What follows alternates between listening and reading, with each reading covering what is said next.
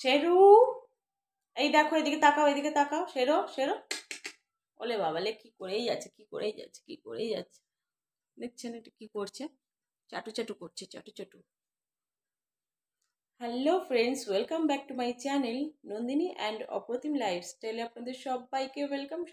সবাই কেমন আছেন? আশা করি সবাই খুব ভালো আছেন, আর আমিও খুব ভালো আছি। সবার প্রথমে জানাই শুভ সকাল।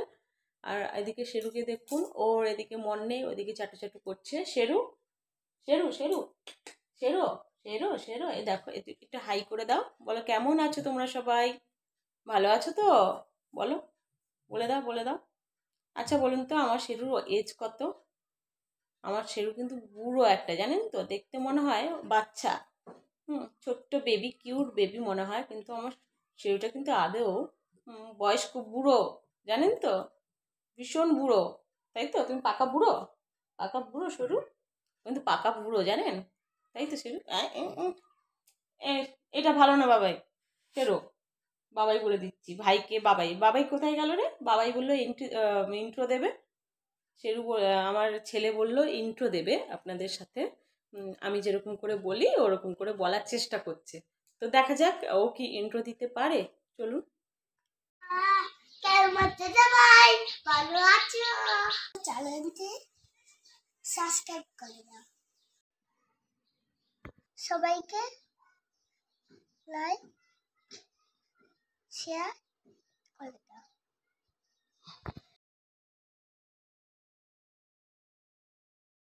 আর অপ্রতিমের বাবা এখন বাজার করে নিয়ে এসেছে, আর আমি শুরু করব রান্না। আজকে হবে ফ্রাইড রাইস আর চিকেন কষা। আর অপ্রতিমের শরীরটাও খুব খারাপ, কেননা ওর সর্দি কাশি জ্বর এরকম লেগেই রয়েছে। আর ওয়েদারটা দেখছেন না, ওয়েদারটার জন্যই আর কি এই ওয়েদারের ছিঁড়ি শরীর খারাপ। তো এই জন্য ও খেতেও চাইছে না। তো আমি ভাবলাম যে ওর ফেভারিট জিনিস রান্না করি। তো আজকে ফ্রাইড রাইস আর চিকেন কষা হচ্ছে অপ্রতিমের ফেভারিট, ওই জন্য আমি আজকে রান্না করব। তো চলুন রান্না করি, আপনারা সঙ্গে থাকুন। আর এদিকে অপ্রতিমের বাবা বাজার থেকে মাংস নিয়ে চলে এসেছে, বাজার করে নিয়ে চলে এসেছে। আর এদিকে মাংসগুলোকে আলাদাভাবে রেখেছি, এটা শেরুর জন্য, এটা আমাদের জন্য। আর এদিকে মাছও নিয়ে এসেছে, মাছগুলো ফ্রিজে আমি রেখে দেবো।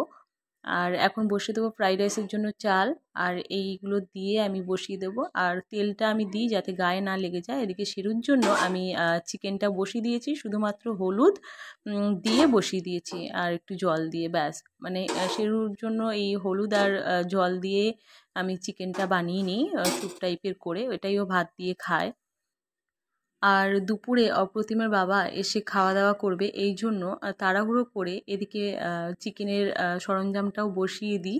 তো এই জন্য আমি একটু পেঁয়াজ কেটে নেব। আর আমি না পেঁয়াজ এত মানে চোখ জ্বালা করে, এই জন্য আমি জলের মধ্যে চুবিয়ে রেখে দিই, তারপরে আমি কাটি, তাই জন্য আর চোখ জ্বালা করে না। আর এই জন্য জল জল হয়ে গেছে আর কি। আর এদিকে টমেটো কেটে নেব, আর এদিকে একটু কেটে নেব আদা আর রসুন, আমি কেটে নিয়েছি আগে থেকেই।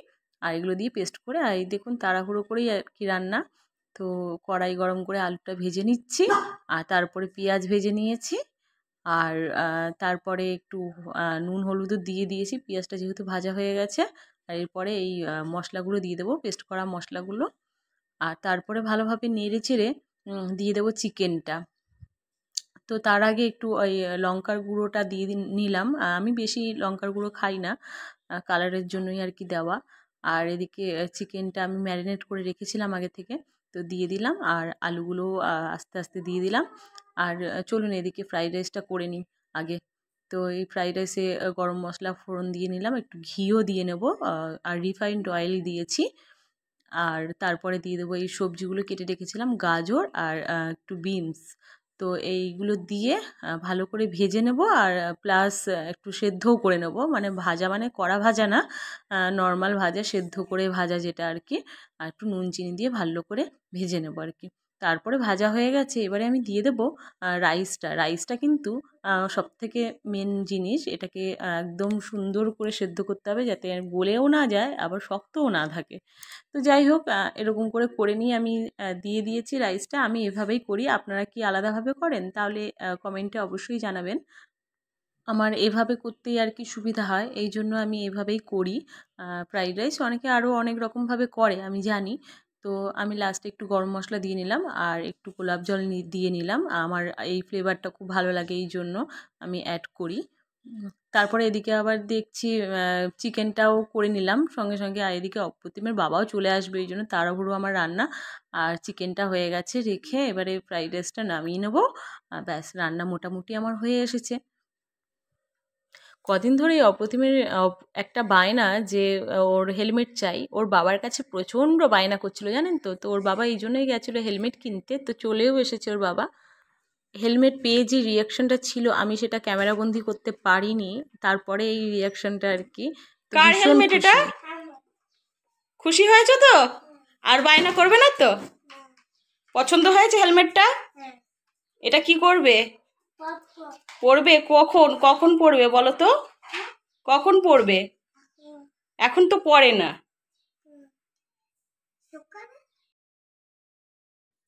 বাচ্চাদের নাকি সব রকম বায়না শোনা একদমই উচিত না, কিন্তু অপ্রতিম যে এই বায়নাটা করেছে ওর বাবার কাছে, এটা কি একদমই খারাপ বায়না করেনি বলুন তো? কেননা ওরও তো দরকার হেলমেট পরা।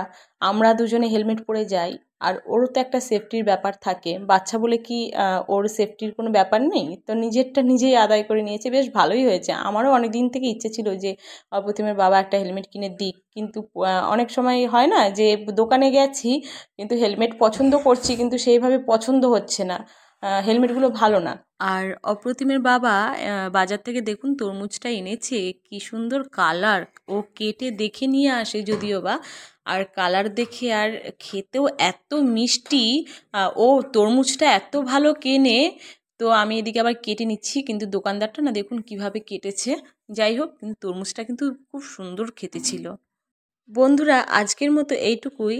দেখা হবে আরও একটি নতুন ব্লগ নিয়ে। ততক্ষণের জন্য আপনারা ভালো থাকবেন, সুস্থ থাকবেন।